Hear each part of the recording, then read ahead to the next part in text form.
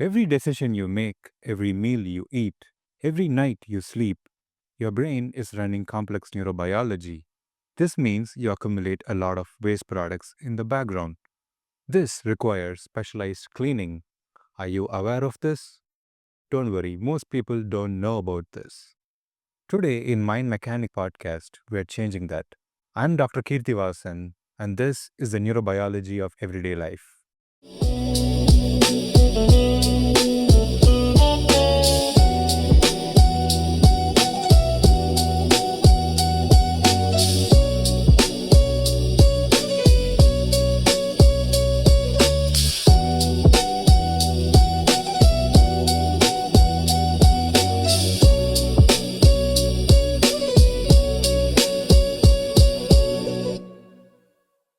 Before we begin, the contents of this podcast are for informational and educational purposes only, and they do not substitute professional medical advice. I am a neurologist in training, but not your doctor. If you have concerns about your health or your diagnosis or the treatment you're receiving, please consult a qualified healthcare professional. Never delay seeking treatment based on what you hear on this podcast. As a resident neurologist, I am pushed every single day to be the best version of myself. The work is extremely challenging and equally rewarding. I appreciate it for what it is. Part of my responsibility is to provide my patients with the best knowledge I can provide about their own brains. After spending enough time in the clinic, I came to a realization. I do not spend enough time talking to my patients. How do I make their brains function at its optimum best? That question made me uneasy for a very long time. It drove me to find answers on ways to optimize my brain function. And it's not just for myself, it's not just for my patients, it's equally for the both of us. I strongly believe a physician who doesn't work on optimizing his own brain has no business telling his patients how to optimize theirs. As a resident physician, I work long shifts, have varying sleep schedules, and I work in a high stress environment. And I often have to learn on the go. This meant I have to optimize my sleep schedule, and sleep was something I could never master, and that drove me to understand about the glymphatic system. Unfortunately, we live in a society where sleep is associated with laziness, with time wasted, with weakness. Today, we live in an era where we understand sleep in a way in which we have never understood in the past. This helps us optimize our brain function and be at our absolute best version. Part of the blame, the societal and cultural challenges that we face with sleep lies with the scientists and the doctors. We were very late in discovering what really happens after we close our eyes every single night. I feel incredibly grateful for coming across the work of Dr. Maiken Neragad, a famous Danish neuroscientist who played an instrumental role in discovering the glymphatic system. The discovery in 2012 of this intricate system helped us understand sleep in ways we have never understood in the past. The glymphatic system is a network inside your brain which primarily helps in cleaning your brain. Think about it for a second. Your brain has a dedicated cleaning mechanism, and you never knew about this. We grow up learning that kidneys are a major source of excreting the waste products from our body. We all learned that liver helps detoxify toxic compounds. But the brain, it runs by its own rules. It is protected by the blood-brain barrier, which means it has to find a dedicated way to clean itself. The brain is bathed in a fluid called as cerebrospinal fluid or CSF. All the waste products that the brain generates accumulates in this fluid, and the waste from this fluid needs to enter the bloodstream before it could be excreted out of the body. And this job is done by our glymphatic system. Here is a way to think about it. Imagine Manhattan at 5:30 p.m. You see people running into each other, the city incredibly crowded, trash cans and garbage cans filled with waste material, coffee cups, packaging. And if you want to clean the city, it would be impossible to send the cleaning crew at this time of the day. Similarly, your brain is incredibly metabolically active. It actually consumes 20% of your blood volume that comes out of your heart. It actually runs on 20 watts of electricity. This means it produces a lot of waste, primarily lactic acid from energy metabolism, and you have amyloid-beta and tau proteins, the very proteins that lead to Alzheimer's, which seem to accumulate throughout the day. Your brain finds it difficult to clear them out when it's fully functional. If it has to turn on its pressure washing system, it has to wait. Wait until you go back to sleep. When you fall into deep sleep, and by deep sleep, I mean stage 3 sleep, your brain physically shrinks in size. That's right, your brain cells, the neurons, can afford to reduce their size to open up the interstitial space. By interstitial space, I mean the space between the neurons or the nerve cells in your brain. This happens because you're in deep sleep and you're unconscious and you don't need your brain to be functioning at full capacity. And at this time, you have the pressure washers opening up and causing a pressured fluid flow leading to the glymphatic clearance. Every time your heart beats, a pulse of wave transmits through the blood vessels that transverse your neck, enter your brain, and they penetrate deep into your brain. This pressure wave helps generate the pressure that is required for the cleaning crew, the glymphatic system, to do their job. And this is happening all the time when your heart beats. But when you fall asleep, it seems to double the speed at which this happens, which tells us that deep sleep is very important for this process. When you fall into deep sleep, specifically stage 3 sleep, your brain helps in cleaning the glymphatic system. And your brain is able to physically shrink in size. That's right. Your neurons, the nerve cells inside your brain, reduce in size and increase the volume of the interstitial space. By interstitial space, I mean the space between your nerve cells. And they increase by a number of up to 60% in size compared to when you're awake. This process helps in the clearing up of waste products. And the way it happens is every time your heart beats, it generates a mechanical force that transmits through the blood vessels. As you could imagine, the blood vessels travel from your heart through the blood vessels to your brain, traveling through the neck. And once they reach the brain, they penetrate the brain and go deep to supply various blood structures inside your brain. When this happens, the pressure waves that transmit along with the blood vessels help in cleaning process. They help in the pressure washers in turning on. So that means every heartbeat aids in the cleaning of your brain. And this is your brain's pressure washer. And this can happen during sleep because your nerve cells are not fully functional and you're unconscious. This was a landmark discovery in 2013 by Dr. Nedagard. Your glymphatic flow increases by about twice during your deep sleep stages. And the way it works, it takes the help of certain cells called as astrocytes, which have a protein called as aquaporin. Now, when I say astrocytes, I am meaning the star-shaped cells, which are what are called as the helper cells of your brain. That's right, your brain is so complicated that it has specialized helper cells optimize the function of the neurons and optimize the cerebrospinal fluid in which the neurons are bathed. And these are called as astrocytes based on the term astron, which is a Greek term for the star.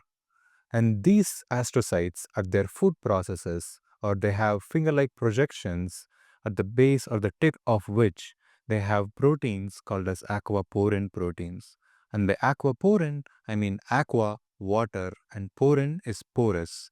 So this protein is porous to water. The reason your brain needs this structure is because of the blood-brain barrier, which is primarily formed with the help of the astrocytes and the astrocytic food processes. And the reason for the blood-brain barrier is you want your brain to not be exposed all the time to the toxins that your blood is exposed to. And you want your brain to be in optimal homeostatic conditions so that its function is not compromised all the time. And these aquaporin proteins are present in such a way that they're always facing the blood vessels that enter your brain. And this way, the pressure directly helps in transmitting the fluid from your blood vessels through the space between the blood vessels and the blood-brain barrier, that is the perivascular space or the Virchow-Robin space, using the aquaporin into the interstitial space. Here is a critical detail. The glymphatic system does not turn on the moment you close your eyes and fall asleep. As I said, it requires stage 3 sleep. When I do EEG or electroencephalogram, which is a testing in which we hook electrodes to the scalp and measure the electrical activity that comes out from your neurons. When we do this testing, we're able to identify in which stage of sleep you are in. And when you are specifically in what is called as slow wave sleep, where the brain cells are firing at a high amplitude and a lower frequency, we call it slow wave sleep. This stage of sleep is very important, and the only way for this stage of sleep to be activated is for your norepinephrine levels to fall. And by norepinephrine, I mean the hormone that you associate with the rush you get, similar to adrenaline rush that is commonly used in the society. And this hormone is present at low levels throughout the day. And when this hormone is present, your brain cannot enter stage 3 sleep.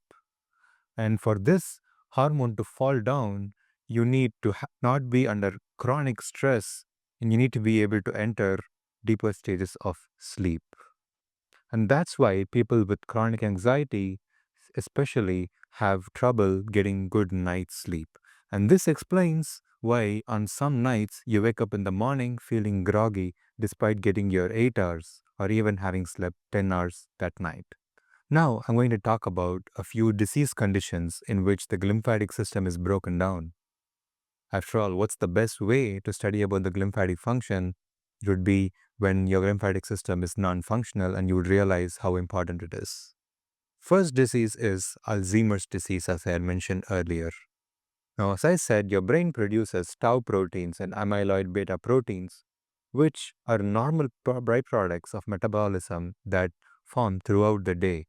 And you don't have to have Alzheimer's disease to form these proteins. You, a healthy listener listening to this podcast, is right now actively producing these proteins. The good news is that at night, when you sleep, the glymphatic system is turned on and these waste products are cleaned out. This is the reason why you don't develop Alzheimer's.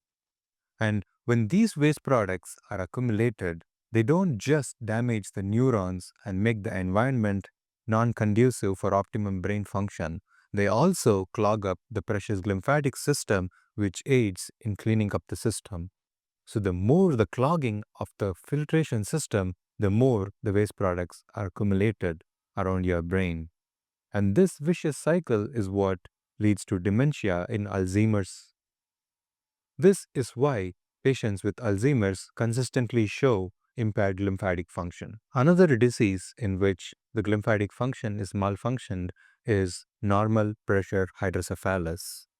This is a disease we often see in our neurology clinics. And this disease, as its name implies, is normal pressure, which means the pressure inside your brain is normal.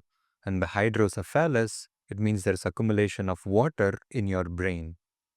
And the reason for the accumulation is the glymphatic flow is impaired. And when these patients come to the clinic, they usually present with difficulty walking, difficulty controlling their urine, and most importantly, trouble thinking clearly or cognitive decline. The interesting part of this disease is they often end up requiring surgeries in which a shunt is placed in your brain to drain out the fluid. And following the surgery, almost immediately, about 30 to 40% of these patients have an instant improvement in their cognitive abilities. This gives us a clue that glymphatic function has a direct role in the level of cognitive abilities that you possess. Another disease in which the glymphatic function is compromised is traumatic brain injury. otherwise called as concussion. I'm sure you or someone close to you must have suffered a concussion at some point in your life. As you would imagine, the glymphatic system, being a very delicate network, is easily compromised following such concussion and other minor head injuries. And the result of concussion is release of inflammatory cytokines, which is inflammation and inflammatory markers, and certain neuronal byproducts or nerve cell byproducts, which accumulate due to the shearing stress that the nerve cells undergo. When this happens, you have a lot of waste particles sitting in the interstitial space in the cerebrospinal fluid. And it is the job of the glymphatic system to clear these waste products. Unfortunately, you would have damaged the glymphatic system, which would lead to accumulation of these products. This explains why you have a lot of cognitive symptoms, mood changes, difficulty with sleep, even weeks and months following the concussion. This explains why, with repeated head injury and with repeated concussions, the recovery is not optimal. Unfortunately, in certain situations, the damage to the glymphatic system can be permanent, and you could have accumulation of proteins which you don't want to be interfering with your brain function. Now, I want to move on and talk about a few strategies that you can use now that you know about the glymphatic system. One of the first and the most important strategy is using monophasic sleep. And by monophasic sleep, I mean sleeping in one stretch. We have a lot of doctors and a lot of people in the medical community advocating for power naps, which could be lasting from 20 minutes to 45 minutes and multiple short naps to improve your cognitive function. But unfortunately, research repeatedly shows that the glymphatic system does not turn on regardless of how well rested you feel after these short power naps. Instead, taking a long 8-hour nap would aid in optimal glymphatic function. In order to reach stage 3 sleep, at least a 90-minute sleep of one full sleep cycle is required to ensure the glymphatic system is turned on. For shift workers, there is also evidence supporting that glymphatic system respects the circadian rhythm. Interestingly, in mice who are nocturnal animals, the glymphatic flow seemed to be optimal during the daytime. Opposed to this, in humans, we have the optimal functioning of the glymphatic system at night because we obviously are not nocturnal creatures. Deep, slow, diaphragmatic breathing has been shown to be immensely helpful in improving your glymphatic function. Interestingly, when you do your breath work that is taught in your yoga and meditation classes, you tend to accumulate carbon dioxide in your bloodstream. That's right. Slow breathing elevates the levels of carbon dioxide. Now, carbon dioxide is a waste product, and I would understand if you would think, how is this helpful in the glymphatic clearance?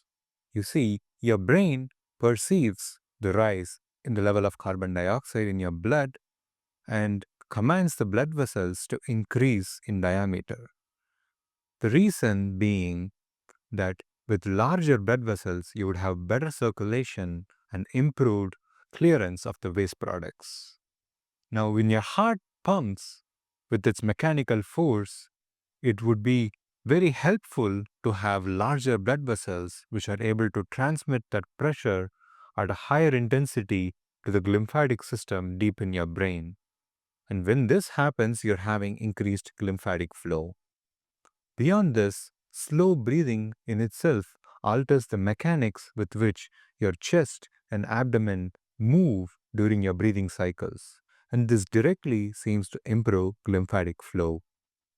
And the third way it helps is by activating the parasympathetic nervous system. The parasympathetic nervous system, most of you might be familiar, is the part of your nervous system that is associated with rest, digest, sleep. The kind of hormones that is required for you to sleep is optimally produced when your parasympathetic system is fully active. The recommended protocol based on current research is you should take 3 to 5 breath cycles at least 2 to 3 times a day. It is recommended that you inhale through your nose and exhale slowly through your mouth. In 2015, a study by Lee and his colleagues found that your sleeping position seems to have a significant influence in the amount of glymphatic flow that occurs. Sleeping on your side, particularly, has been shown to be immensely beneficial. Now, the theory that was proposed was that when you sleep on your side, only one of the two veins that drain the blood out of your brain seems to be compressed. As you would imagine, it would be the vein that is pressing on the pillow. Now, the other vein is under no compression. This helps because the glymphatic clearance is working against a lower pressure system. And when there's lower pressure at the other end of the flow, that means there is better cleaning that can be done by the glymphatic system. If you are a black sleeper, this is one of the easiest ways you could improve your glymphatic flow. Neuroscience researchers Zhang and his colleagues and Reddy and their colleagues in 2017 and 2020 respectively showed in animal model studies that intermittent fasting is immensely helpful in what is called as repolarization of aquaporin 4 channels. Now, if you would recall, aquaporin 4 channels need to be present in a way in which they would be helping in optimal flow of the fluid from the virtual Robin space into your interstitial space. For this to happen, they should be present exactly in the astrocytic food processes. Now, with aging, with disease states, and with chronic poor sleep, these aquaporin channels seems to move away from their correct position, meaning they no longer help in glymphatic flow. Intermittent fasting, interestingly, triggers a metabolic reset. This metabolic reset helps in repolarization of these aquaporin 4 channels. Although it's been shown in animal studies, human studies are still needed to support this claim. Omega-3 fatty acids that is found in fish oil and unsaturated food sources have also been shown in helping optimal functioning of the aquaporin 4 channels. Interestingly, in traumatic brain injury, it has been shown, at least in animal studies, that supplementing with fish oil helps restore the optimal function of the aquaporin 4 channels. This opens up an opportunity in future where human trials supplementing omega-3 fatty acids following traumatic brain injury and measuring how it improves neurological outcomes. If it is shown to be helpful, I could see a future in which we could be recommending it routinely following concussions. As stated earlier, glymphatic flow is heavily influenced by your cardiovascular function. A strong heart is able to generate good mechanical force, which is able to transmit into the brain, and when it is transmitted, it aids in optimal glymphatic flow. Brain health and heart health are not separate conversations. We are now realizing that the level of glymphatic flow directly correlates with the cognitive level. The effect of alcohol on glymphatic flow is interesting. This research was again done by the Danish neuroscientist Nedagard, and they experimented on mice to find the relationship between the two. The mice were exposed acutely to alcohol and they were also exposed chronically. Upon acute exposure, what is known as a J-shaped curve was found. Let me explain what the J-shape means. At lower doses of alcohol exposure, the sober mice were having slightly lower glymphatic flow compared to the mice that were exposed to alcohol. This benefit is theoretically present due to the vasodilatory effect that alcohol has. The vasodilation that is produced by the alcohol increases the caliber of the blood vessels and improves glymphatic flow. However, this benefit disappears at medium and higher doses because alcohol also induces inflammation from astrocytes. Recall, astrocytes carry aquaporin 4 at their food processes. And when there's inflammation, your glymphatic function is impaired. And this benefit completely disappears on chronic exposure. On chronic exposure, the inflammatory effect seems to dominate any potential benefit that you could get. Interestingly, the lower dose of alcohol that was administered to the mice was the equivalent of about 2.5 to 3 glasses of wine in one sitting for a human. Now, I know many of you might argue that is not a lower dose, but that is what Nedacard had said in her experiment. Benzodiazepines like alprazolam and diazepam are commonly prescribed to help you fall asleep. Interestingly, they only help in stage 1 and stage 2 sleep. These stages are all considered what is known as lighter stages of sleep. As I had mentioned earlier, you need to enter deeper sleep or stage 3 sleep to optimize your glymphatic flow. These medications reduce the amount of time you spend in the deeper sleep stages. REM sleep or rapid eye movement sleep, which is often associated with recovery, seems to also not be very helpful in glymphatic flow. And benzodiazepines also reduce the amount of time you spend in the REM sleep stage. The consequence is that despite sleeping 8 to 10 hours at night, you wake up feeling groggy. That's because the cleaning crew was never activated. Melatonin, on the other hand, seems to have no effect or maybe mildly positive effect on the glymphatic function. If you're considering a medication, melatonin seems superior if you're concerned about your glymphatic flow. Research involving traumatic brain injury and cannabinoids shows some promising results. Cannabinoids have been shown to improve the polarization of the aquaporin 4 channels in traumatic brain injury.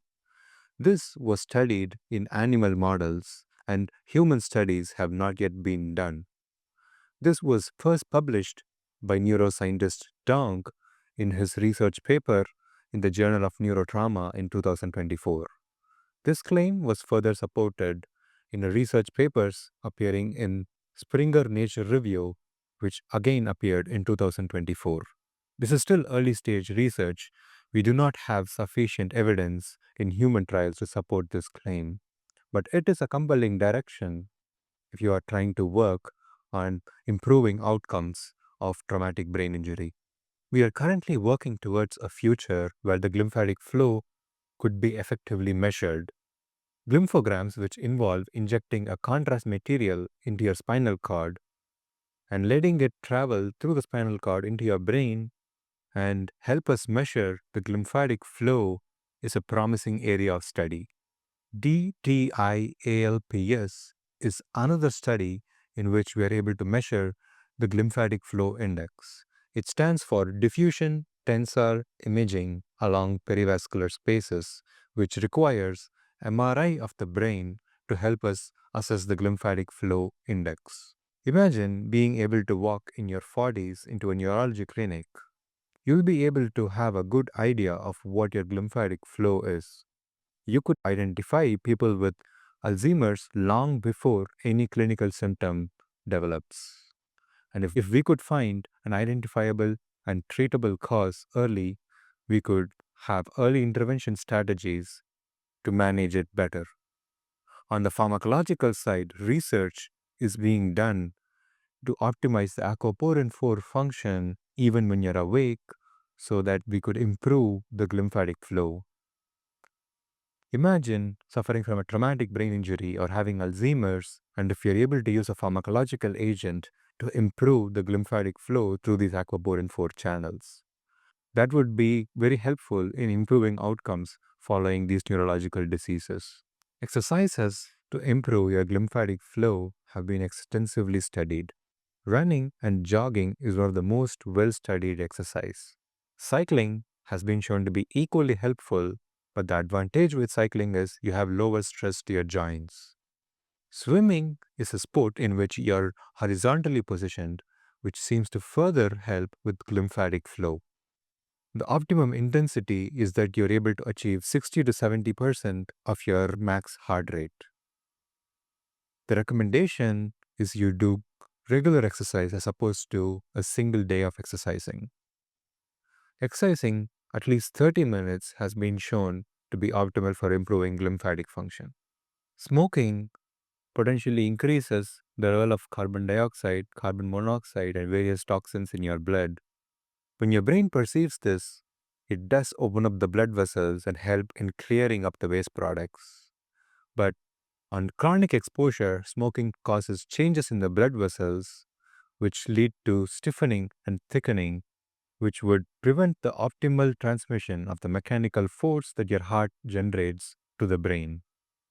Due to this reason, with chronic exposure, the glymphatic flow decreases, and it wouldn't be a stretch to say that your cognitive function would decline. Most people today are well aware of strategies to improve heart health, but now we're learning that heart health is not separate from brain health. There seems to be a strong correlation. I think we have the most advanced processor in the form of brain.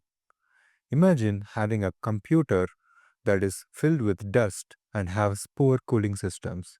Do you think it would be able to function at its best? Think about your brain in a similar manner. The strategies we discussed are not some wellness trends. They are mechanistically based on the understanding of our glymphatic system. Sleep on your side, attempt intermittent fasting, avoid alcohol, avoid smoking. All of these strategies seem simple enough. If you found this information helpful, share it with a friend who you think might need it. Thank you for your interest in science. I'll see you in another episode of Mind Mechanic.